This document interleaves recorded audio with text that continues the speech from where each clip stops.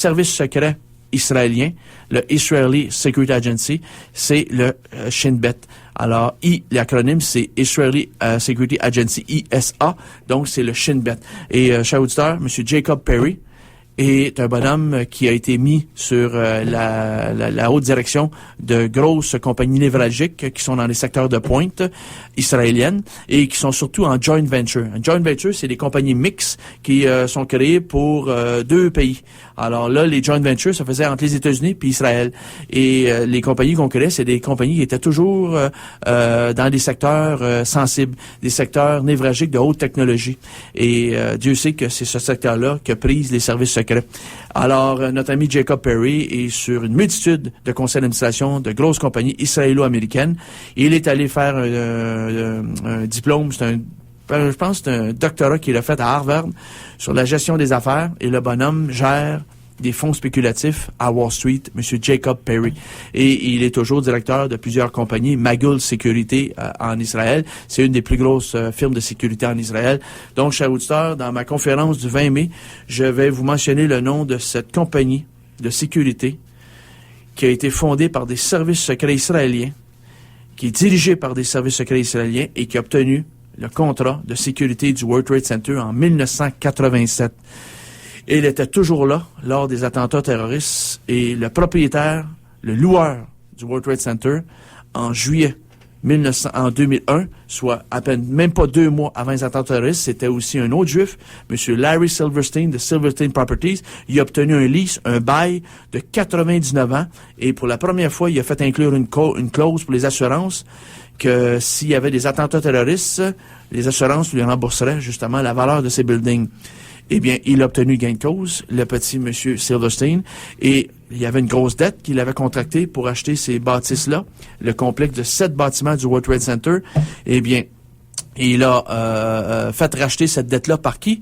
Par un fonds spéculatif dont j'ai couvert le topo lors de ma conférence de décembre dernier, quand j'ai fait mes 10 plus gros fonds spéculatifs et les services secrets américains. C'était le Blackstone Group, créé en 1985 par 2 individus, Peter Peterson et M. Steven Schwarzman, un autre juif. Et M. Schwarzman, c'est un bonhomme qui vient de Lehman Brothers. Et Lehman Brothers, ça, c'est une banque qui existe depuis les années 1860 aux États-Unis, bâti et conçu par d'autres juifs, et cette entité-là, elle a repris toutes les activités d'une autre banque, Kuhn Loeb and Company, et elle avait fusionné avec Kuhn Loeb, avait toutes les activités en 77. M. Schwarzman et Peterson étaient là, et ce monsieur Peter Peterson, c'est un bonhomme des services secrets américains. Donc, notre ami Blackstone Group, Steven Schwarzman, il a pris la dette de M. Larry Silverstein, et il a assumé la dette. Et là, à ce moment-là, arrivent les attentats terroristes de 2001, et là, Larry Silverstein a passé à la caisse, et il y a eu un autre fait troublant. La même journée du 11 septembre 2001, sa bâtisse, le World Trade Center numéro 7, s'est effondré sans aucun impact d'un avion commercial de ligne à 17h20 le mardi 11 septembre 2001, et il y avait des incendies apparemment non maîtrisables dans sa bâtisse, et il aurait dit aux pompiers de quitter le bâtiment et de laisser le bâtiment s'effondrer de lui-même. Curieusement, il y a les bâtisses World Trade Center 3, 4, 5 et 6, qui étaient plus proches que le World Trade Center numéro 7 et qui, eux, sont restés debout. Toute la structure est restée debout, puis il y avait des incendies là-dedans et ça s'est pas affaissé. Et le building numéro 7, je sais pas si vous avez vu les images en direct des médias de l'époque, le CNN ou bon, Fox News, ça s'est effondré comme un château de cartes. Et plusieurs personnes, et c'est dur à prouver, pensent qu'il s'agit d'une démolition contrôlée. Mais ça, cher auditeur, ça, vous savez, sur les lieux d'un crime, il faut circonscrire le lieu du crime et il faut aller investiguer. Et il faut aller fouiller dans les débris. Mais le lendemain même des attentats terroristes, le président américain George W. Bush a demandé à des camions de transporter les braises brûlantes, toujours chaudes, des décombres du World Trade Center, puis d'aller empiler ça à Staten Island. Et tout ça est enfoui maintenant. Donc, les lieux du crime ont été bafoués. Ça n'a pas été respecté. Il y a eu énormément d'irrégularités. L'administration Bush s'empressait de libérer la place parce qu'on voulait nettoyer pour reconstruire. Il y avait urgence. Alors, chers auditeurs, c'est difficile. Sur les lieux du crime, beaucoup de choses ont disparu. Et si on avait pu fouiller dans les décombres pour trouver des traces de quoi que ce soit, ça aurait peut-être pu permettre de remonter la filière. Mais ça, vous savez, c'est très, très difficile par la suite. On peut juste se baser sur les images et voir la vitesse. En combien de secondes s'est écroulé le World Trade Center numéro 7? En 6,5 secondes. C'est vite, s'il vous plaît. Il y a des buildings qui ont tenté de faire des démolitions contrôlées dans d'autres pays et que les buildings se sont pas affaissés et de cette envergure-là, de cette dimension-là, en aussi rapidement. Écoutez, c'est très, très troublant. Moi, cher auditeur, quand j'ai fait ma conférence pour le 5e anniversaire des attentats terroristes du 11 septembre 2001, j'avais fait ça en septembre 2006, je m'étais concentré strictement aux transactions boursières qui s'étaient déroulées 10 jours avant les attentats terroristes, mais avec les nouvelles informations que j'ai pu obtenir lors de mon séjour à New York, à Manhattan, à la fin février, début mars, et les compagnies maintenant que j'ai pu investiguer grâce à mes copains journalistes qui m'ont mis justement sur cette piste-là, cette piste Madoff. Écoutez, je suis obligé d'admettre, cher auditeur, que je suis de plus en plus convaincu, et là, à 99,9%, que la job du 11 septembre 2001, c'est un job interne et que en aucun temps, il est possible que cette job-là, qui demande une planification de longue envergure et qui exige énormément comment on pourrait dire, de capacité, de logistique, aurait pu être télescopée à partir d'une grotte à Bora Bora par la clique d'Al-Qaïda et de monsieur le terroriste comme Ben Laden, monsieur Ben Laden. Ça, pour moi, écoutez, chers auditeurs, c'est totalement inacceptable. C'est impossible pour moi d'admettre cela. Donc, on va se rapprocher du cœur de la bête. On va rentrer dans le ventre de la bête, mais on pourra pas vider le ventre de la bête, c'est impossible. Il y a tellement de margoulins là-dedans, il y a tellement de magouilleurs, mais on va apporter un autre éclairage sur l'arnaque Madoff en montrant justement d'autres fonds vautours.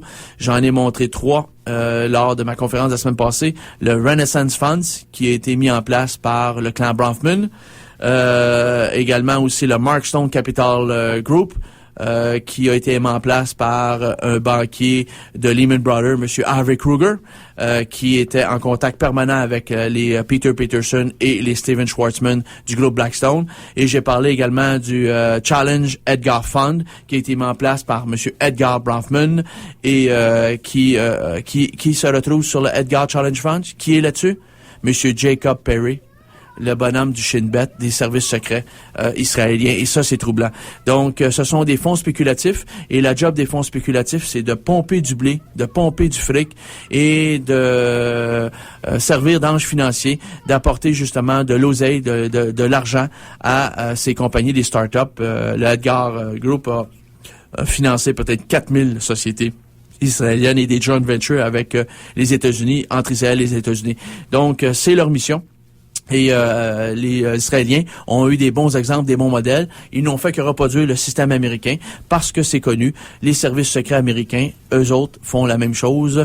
Ils ont des entités comme In-Q-Tel. Voilà, c'est mentionné. Vous avez qu'à aller sur le site de In-Q-Tel et sur le site même d'In-Q-Tel, vous avez une déclaration de George Tenet, qui est l'ancien chef de la CIA sous Bill Clinton et sous Bush. Et M. George Tenet, c'est lui qui a créé In-Q-Tel pour financer des startups aux États-Unis, des startups qui seraient justement dans Silicon Valley, en Californie. Alors, ce sont des secteurs de pointe, des secteurs névralgiques, et la sécurité de la CIA est en permanence là, et ils surveillent leurs intérêts. Ils veulent surtout pas que des espions chinois, russes, toutes sortes de services secrets de d'autres pays viennent. Mais par contre, avec les services secrets israéliens, ils sont en maillage. Et ce qui est troublant, c'est que dans les compagnies que je parlerai le mois prochain, plusieurs des compagnies sont des compagnies israéliennes totalement fondées par des services secrets israéliens.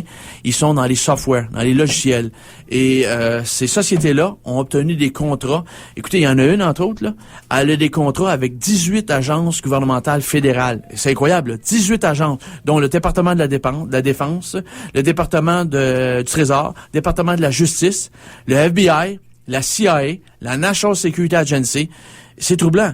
Parce que vous savez très bien que quand on vend des logiciels, il est possible de mettre des mouchards dedans.